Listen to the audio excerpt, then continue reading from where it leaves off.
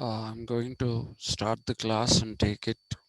If people want, since I'm anyway posting these lectures on YouTube, those who wish to study from me can do so by going and looking at YouTube. I wouldn't want to sit and not do anything and just waste my time here. Uh, One of the people, the last person in the unit 4 is a lady who is popularly called Pandita Rama Bai. Um, there is a little bit of controversy around that usage of Pandita, which I'll come to when I start explaining when and how she was conferred that particular title. Uh, Pandita Ramabai is a 19th and 20th century uh, figure, and she was mainly an activist for educating women, and she also fought for uh, women's rights. Now, she is also a social reformer, uh, though by birth she was from the Brahmin caste. She did not believe in the caste system. In fact, she became a Christian later on. Uh, I'll talk about that as we proceed. Um,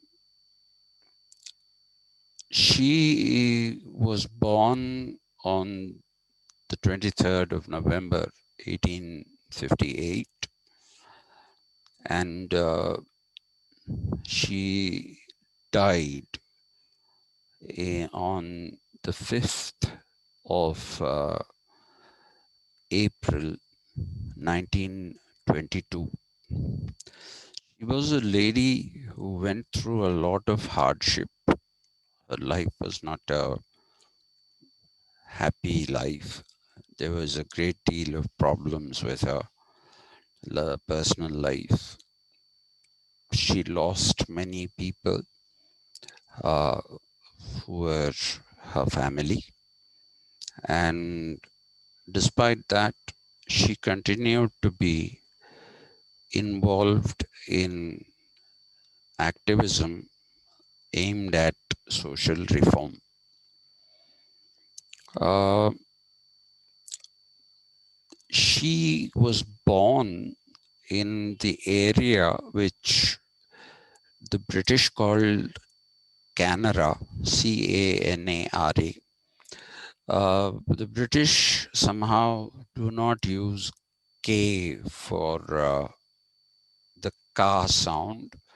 They use the C for the ka sound.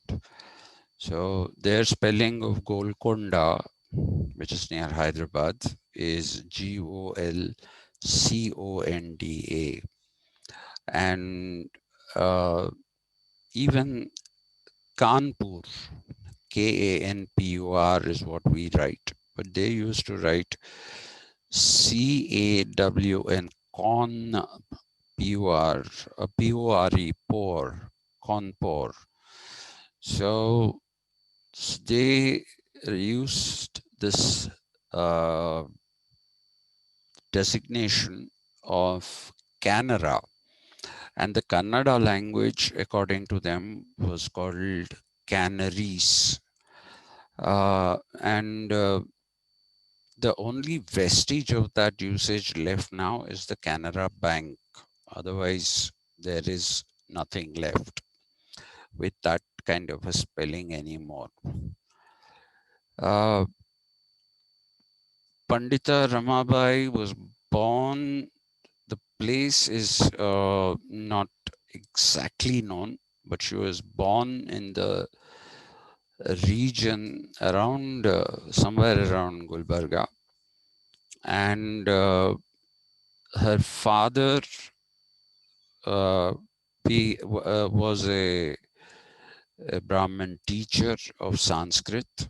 His name was Ananta Shastri Dongre. So she was actually from a Marathi speaking family. And this is actually an area which falls somewhere in near the old Hyderabad state. But the Canara region is something uh, that is a part of the Madras presidency. So she was somewhere there. She was born there. We have no, at least I have no information about her mother. Her father was Ananta Shastri Dongre, as I have said, mentioned, sorry.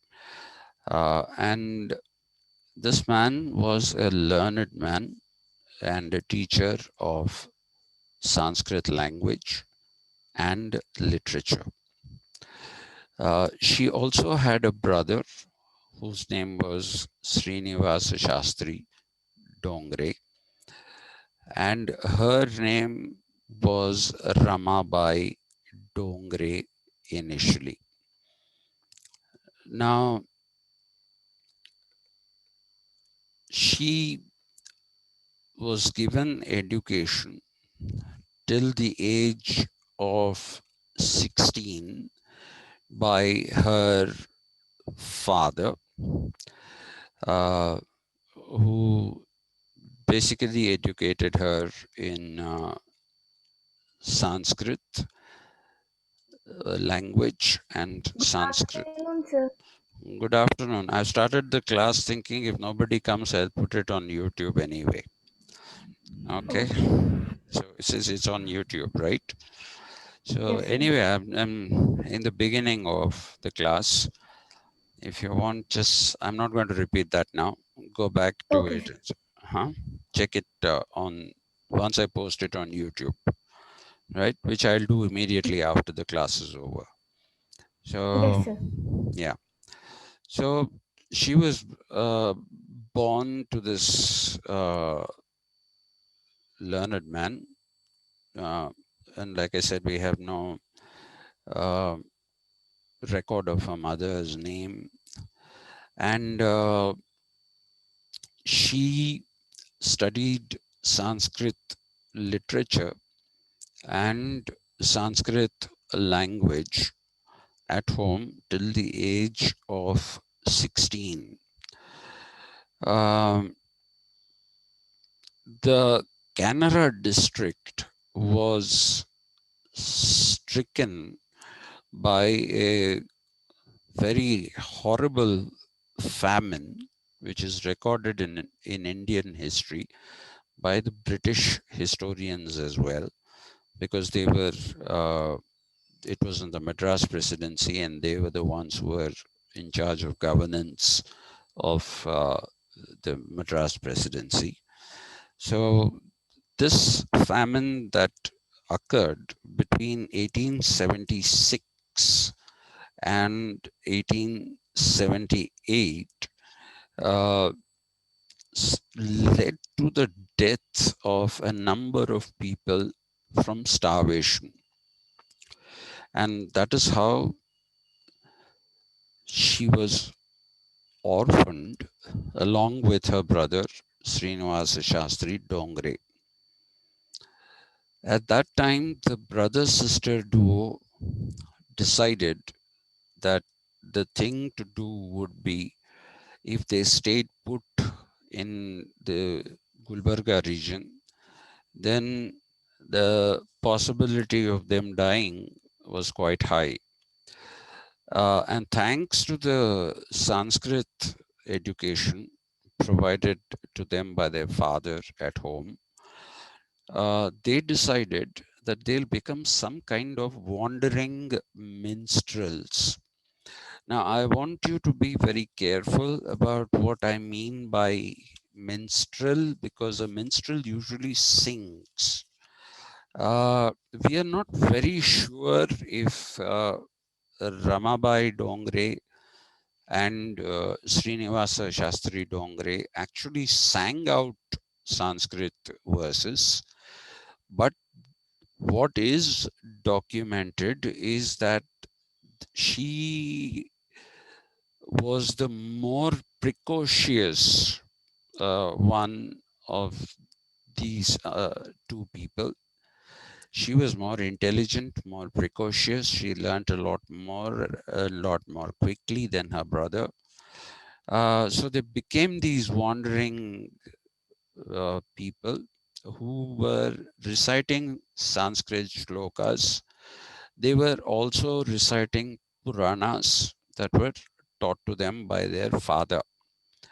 And uh, this Brahmanical upbringing of hers, which is what led to her being educated, uh, is actually due to her father, because in those days the Brahmins, basically, like most people in India, did not encourage education of their children. But once they started traveling all over, and once they started listening to these um, recitations, we'll call them that, by Ramabai mainly. The brother was playing second fiddle. Uh, she gained a reputation because they were traveling all over the country. Uh, though I have no idea as to how they were traveling. That is not, that doesn't seem to have been documented anywhere. But they were traveling, and she became very famous for her learnedness. Uh, and her fame reached Calcutta. And Calcutta uh, had the University of Calcutta by then already. And therefore, what we find is that the university had a Sanskrit department comprising of Pandits. Pandits, a Pandit is a title given to somebody who is actually uh, a learned person. So there were a lot of Pandits in the Department of Sanskrit in the University of Calcutta. And she was asked by this department to come and give a talk on any subject of her choice in Sanskrit, which she did. I do not know what exactly she spoke on or spoke about, but whatever she spoke showed her knowledge, it demonstrated her knowledge of the language and of the literature. And as a result of that, you will find that the Sanskrit department was very impressed. They were very, very impressed with her. Uh, not so much with the brother, they were impressed with her. And they conferred two titles on her, one which became a prefix, and the other which became a suffix. The prefix was Pandit. Please do not get confused here. They did not give her the title Pandita. They gave her the title Pandit because there is no female equivalent to Pandit. A Pandit's wife is called a Panditain, but a lady who herself is a Pandit is not a Panditain. So she was conferred the title of Pandit, and she was also given the title of Saraswati because of the way in which she recited the verses. She apparently did it extremely melodically with good pronunciation. So Saraswati was added as a suffix. So she originally became Pandit Ramabai Saraswati.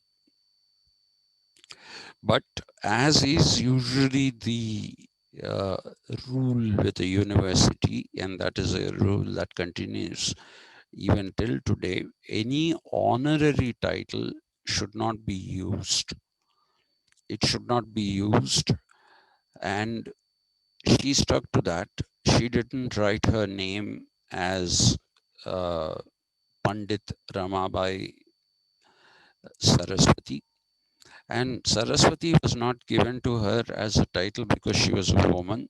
Uh, you can see that men also call themselves Saraswati. One very famous example is the Arya Samaj founder, Dayananda Saraswati. Okay, so educated people, education came from Saraswati. So that was a title that people gave, though I think Dayananda Saraswati appropriated the title to himself, which many people do even today, so-called gurus. Okay. Um, so she was a Pandit and she didn't use that particular title. And one of the famous literary figures of Calcutta of that particular time, Keshab Chandra Sen. Okay, Keshab Chandra Sen, three different words. So Keshab Chandra Sen was very impressed with her and he presented her for further education. He presented her with the copies of the Vedas, um, the Upanishads and also some texts and commentaries on Vedanta itself. And she worked on these, she improved her knowledge. In the year 1880, while they were in Bengal, her brother Srinivas Shastri Dongre died of a mysterious illness. And somewhere around in that very year, I think, she married a lawyer of Bengal. He was a Bengali. And the name of the lawyer is Bipin Bihari Medvi. Bipin, Bipin, Behari. It is not Bihari, Behari. Behari.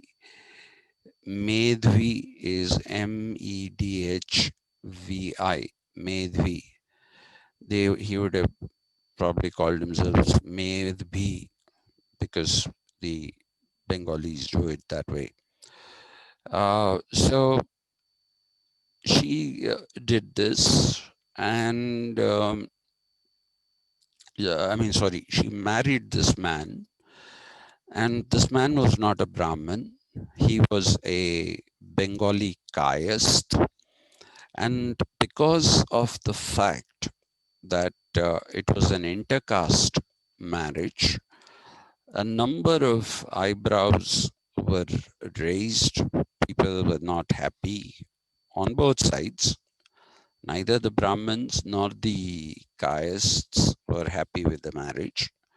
So she and her husband to be decided to have a civil wedding with a registrar of marriages. And once that civil wedding happened, she became Ramabai Medvi. But she very rarely wrote that. Within 2 years of the marriage, in 1882, the husband passed away. We have no idea what killed him, but by then they had a daughter with whom she moved to Pune. Pune was the center for literature and all that, especially in Marathi speaking areas. So since she was a Marathi speaking lady, she decided to go to Pune with her daughter. And she decided to establish an organization that would take care of women's education. At this time, she was all of 23 years old. She founded this particular organization called the Arya Mahila Samaj. Okay, Arya Mahila Samaj. And it had two prongs. One of the prongs of the Arya Mahila Samaj was to provide education to women, which was otherwise being denied. And the second prong was a reformist prong aimed mainly at the abolition of child marriages. She targeted child marriages and said they shouldn't happen. So these were the two prongs of the Arya Mahila Samaj that she established in Pune. In 1882, um, the British government of India, we call it that because though they called it government of India, it was the British who were ruling.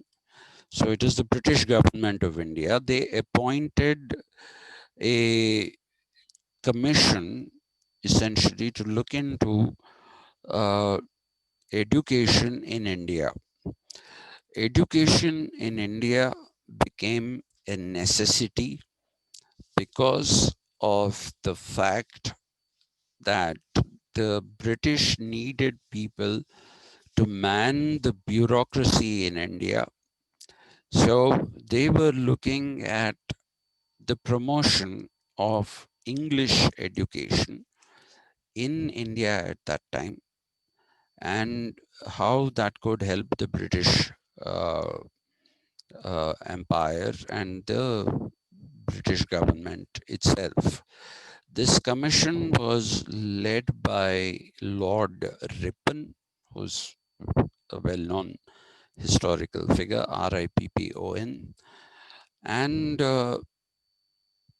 Ramabai made a very vociferous and powerful presentation in which she provided extremely strong arguments for women's education.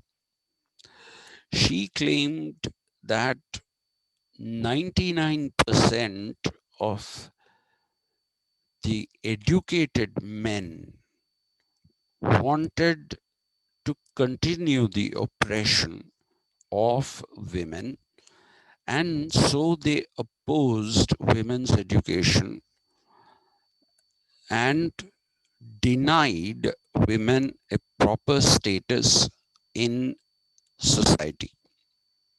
This is what happened, uh, is what she claimed, and that was true as well. Uh, she also talked about medicine uh, because she believed that, I mean, let me not go to medicine first, let me go to the other things.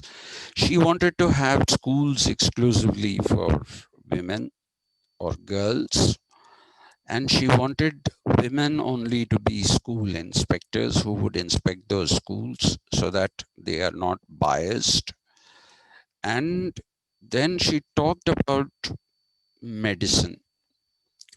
With only men as doctors or as medical practitioners, uh, it was, she argued, very embarrassing for women to share some of their illnesses, some of their problems with these male doctors.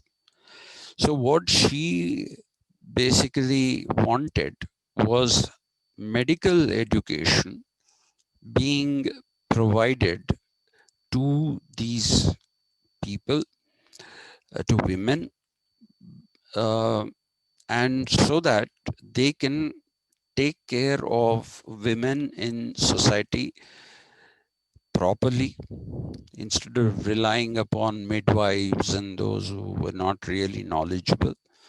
And also, women would be able to confide about their illnesses in a woman and find solutions for that.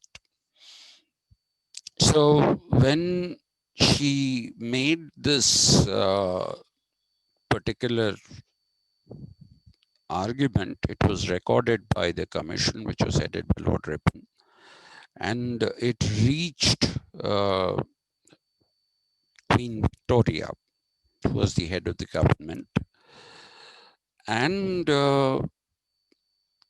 Victoria was not the only one who was impressed. Uh, another person who was impressed was one Lord Dufferin, Dufferin. Lord Dufferin who had started a women's medical education movement in Britain or England, and he was in the court of Queen Victoria because he held very important positions, including that of he was the third Governor General of Canada. So he was an important person in the uh, court of Queen Victoria, and he also came to know about Ramabai and her mission. Uh, so in 1883, Ramabai was invited to go to Britain. Uh, her expenses were paid for, and she reached Britain to start medical training. But unfortunately, she could not continue with the training because after some time, both she and the providers of the training realized that she was becoming deaf at a rapid pace. So the deafness that she was uh, getting stood in the way of her understanding the lessons that were imparted, and therefore she had to discontinue her medical training. Uh, while she was in England, she saw that women had a lot more uh, of freedom compared to women in India, and she found that Christianity was a compassionate religion compared to Hinduism, which she thought was not at all compassionate. So she decided to convert to Christianity. Then, after her conversion to Christianity, she traveled to the United States of America with the purpose of attending the graduation ceremony of her relative. How this person is related to Ramabai, we do not know. But her relative, whose name was Anandi Bai Joshi, this lady was graduating as a medical professional or as a medical doctor. And incidentally, this lady, Anandi Bai Joshi, uh, was encouraged to study medicine in the US by Ramabai. And she was the first lady doctor who did a medical course, first Indian lady doctor who did a medical course. And so that is very important. She stayed in the United States and traveled even to Canada. She stayed there for 2 years. And while she was in the States, she was translating textbooks and lectured on various subjects which were her passion uh, in both US and Canada. While being in US, she wrote her first book in English, which was titled The High Caste Hindu Woman, which she dedicated to Dr. Anandi Bai Joshi. This book actually highlighted the horrible aspects, the terrible aspects of Brahmin women's lives, how they were oppressed at home, and how they were subjected to child marriages, and how child widows, small children who had been widowed, these people, these little girls, they had to shave their head and sit away from everyone. They had to cook their own food. So this is that was a very, very bad thing that was happening at that time in India. And she highlighted the uh, in this particular book, the high caste Hindu women, woman, not women, sorry. She highlighted these, very uh, terrible uh, things that existed in, especially in Brahmin society. She sought to expose the oppression of women in British India, and she basically said that the British should take initiative and come to the rescue of women. In the US, she sought support for her work in India, and there she met a lady called Frances. Since she's a lady, the spelling will be Frances. Uh, why am I putting this? I'm sorry.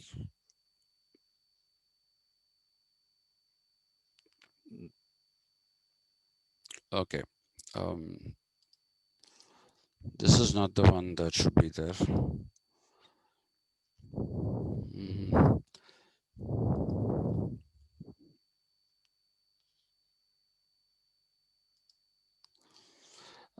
I'm sorry, I don't have a picture of. This is just to distract you from listening to me. Um, Maybe I'll just take this off because this is likely to confuse. Yeah, so I'll take that off and continue to record. That is likely to. Uh, anyway, so she met this lady, and since she was a lady, the spelling of Frances will be Frances. If it is a male, it is Francis. Frances Elizabeth Caroline Willard was the name of this lady she met. She was an American educator. I'll simply refer to her as Ms. Willard. Uh, she was an American educator, a reformer, and also somebody who fought for women's suffrage. She basically fought for women's suffrage, and Willard became the national president of the Women's Christian Temperance Union, or that which was simply called the NCTU. So, what is temperance here? Temperance was something that was uh, pitted against alcoholism, both among men and among women. So, Ms. Willard did not like the fact that people would consume alcohol and that would make things difficult for them. And therefore, She founded this. She became the national president of the Women's Christian Temperance Union, which was called the WCTU. And we, from now on, I will refer to that only as WCTU.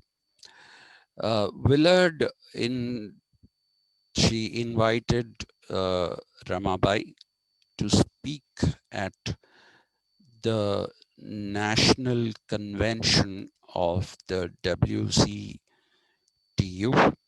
in the year 1887, which where she did go and speak. Uh, Ramabai returned to India in the June of 1888 as a national lecturer of the WCTU. Okay, as a national lecturer of the WCTU, which meant that she had to travel to different parts of the country lecturing about the evils of alcoholism. So that is basically what she was doing. At this time in Khedgaon, Kedgaon, Khedgaon is somewhere in between Pune and present day Mumbai. She also established her own mission, which was called Pandit Rama Bai Mukti Mission. But funnily enough, for some strange reason, the men decided that if she was going to put this uh, title, then they should make it sound like a woman's title. And therefore, they said instead of Pandit, she should write Pandita. So that is when she became Pandita. So she became Pandita Ramabai Mukti Mission. She established this. Some people say that the title was not chosen by her, that is her, she only wanted to call it Mukti Mission. And if you look at her own writings, she basically does not talk about it as Ramabai or Pandita Ramabai Mukti Mission. She just calls it Mukti Mission, Mukti from suffering. And because she had become a Christian and she had that missionary zeal uh, to overcome these problems, we find that she decided to call it Mukti Mission. So I think a better thing to do would be that we also stick to what she wanted and call it the Mukti Mission. She established this in Khedgaon. Uh, she also established a Christian ministry for destitute women, and uh, orphaned girls. This was called the Ministry of the Destitute Women and the Orphaned Girls. And in 1896, there was a very severe famine once again, this time in the Maharashtra side, or what is Maharashtra today, in the Bombay Presidency side. And Ramabai toured uh, the areas which were famine stricken with an entourage of bullock carts, or a caravan, if you want to call it that, a caravan of bullock carts, many bullock carts. She was able to mobilize funds because once she became a Christian, funding came from various churches in India and also from abroad. So she was able to mobilize a lot of funds, which she used in order to transport people who were in extremely bad condition, who were nearly dying of starvation. And she picked up all kinds of people. She rescued low caste children. She rescued child widows. She rescued orphans. She rescued destitute women and took them to the Mukti mission, where she had them living. And when that place was overflowing, she actually also started sending these people to Sharada Sadan. Sharada Sadan is in Bombay, and this was actually uh, being run, not run, the principal of the Sharada Sadan was her own daughter, Manorama. Her daughter's name is Manorama. She educated her child in India till her graduation. She did her BA here and went for further education to the United States of America, her daughter Manorama. And when she came back, she became the principal of the Sharada Sadan. So she also started having, uh, locating people in the Sharada Sadan as well. And by around 1900, it is believed that in the Mukti mission, there were more than uh, 3,000 people, and even cattle she had brought, because cattle are very important. They are milch cattle. So she had also brought cattle. So there were quite a few cattle also in the Mukti mission. Though in the Sharda Sadan, there were only human beings. Uh, with her daughter Manorama's help, uh, Ramabai established the Christian high school at uh, Gulbarga in the year 1912, because what she wanted to do was to promote education of young girls in the area where she was born. And so she chose Gulbarga, and her daughter quit the post of principal of Sharada Sadan and became the principal of the Christian high school at Gulbarga in 1912. Uh, Ramabai's idea was actually to hand over the baton. She Remember, she also was she had gone deaf by now. She was finding it very difficult to do things. And therefore, she thought she will hand over the baton to her daughter, whom she asked to continue the work that she started. She meaning Ramabai. The daughter agreed, but unfortunately, fortune had another tragedy in store for her. She lost her daughter. All of one evening, she just died. It was in the year 1921. Uh, and this was a setback that Ramabai found very difficult to accept, losing her daughter.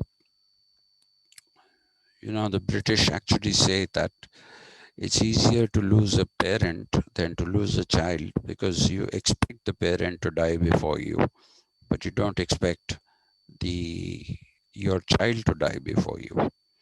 So that's what the British say, and that is probably true as well. So she was grief stricken, and 9 months later, by then she had become a bit of a recluse. On the 5th of April 1922, she died. She meaning Ramabai. She herself passed away. One of the things that is worthy of mention is the fact that the British government of India, or the colonial government, if you want to call it, that's what some people call it, they honored her for her services rendered to the poor, to the destitutes, to the women. They honored her with Kaisari a Hind, Kaisiri.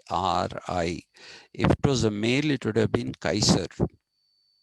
But uh, since she was a woman, it was Kaisari, Kaisiri, Kaisari. People just write A with I, but actually, it's if it is good Urdu, you should write it with a YI. Kesari Ye. It is not Ye. It is Ye, YI. Kaisari Ye Hind. Hind. Hind, of course, is the name of the country. Hindustan, it was simply called Hind in the Farsi language. Uh, and this she was awarded, this medal she was awarded in 1919. And this was for all the service that she rendered to the needy people. Uh, Somewhere in all this, Ramabai was also able to construct a church within the Mukti mission.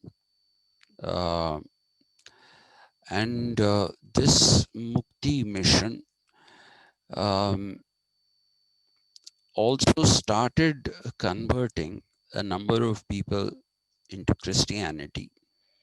The destitutes who were not being looked after by the Hindu society, be they from the upper castes or the lower castes, all these people who were badly treated by Hindu society, she converted them to Christianity. And it is for that particular purpose that she even had this church built within the premises. It is not a very big church, it's more of a chapel. Uh, it's with a priest or a chaplain, uh, and this flourished. Uh, it, Interestingly enough, uh, the mission is still active, the Mukti mission. Though now most of the Hindus have taken on her this thing, and they continue to call it the Pandita Rama Bai Saraswati Mukti Mission. But she had only called it Mukti Mission. Even in short form, she used to write MM, not Ramabai MM. Anyway, so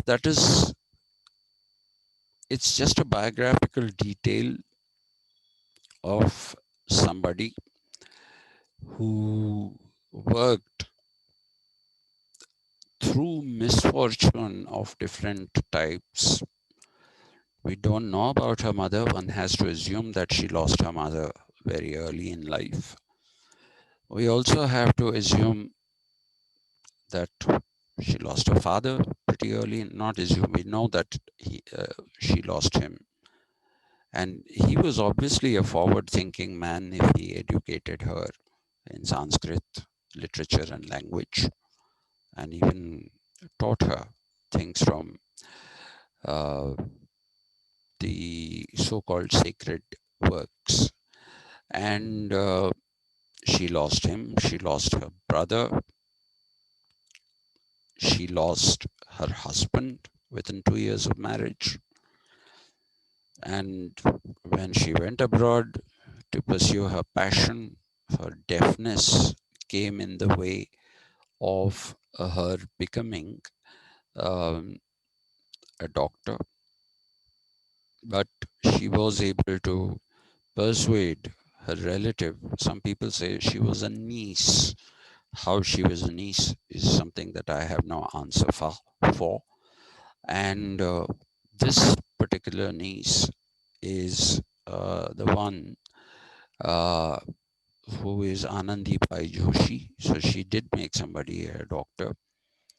And she brought this movement to India against alcoholism. That is one of the earliest movements against alcoholism. So Pandita Ramabai, well, let's just call her Pandit Ramabai Saraswati if you want, though she wouldn't want it because she became a Christian. She didn't change her name, but she didn't remain a Hindu either. So maybe the best thing to do is just call her Ramabai. There is no Pandita. That usage is an attempt to usurp her into the history of Hindu, this thing. This is the gerrymandering that goes on with Hinduism. So I'll close here today. I hope my students will see this on YouTube, which is where I'll post it. Because if I keep waiting for them, I don't think I will ever finish doing what I want to do. So, all right, this is the end.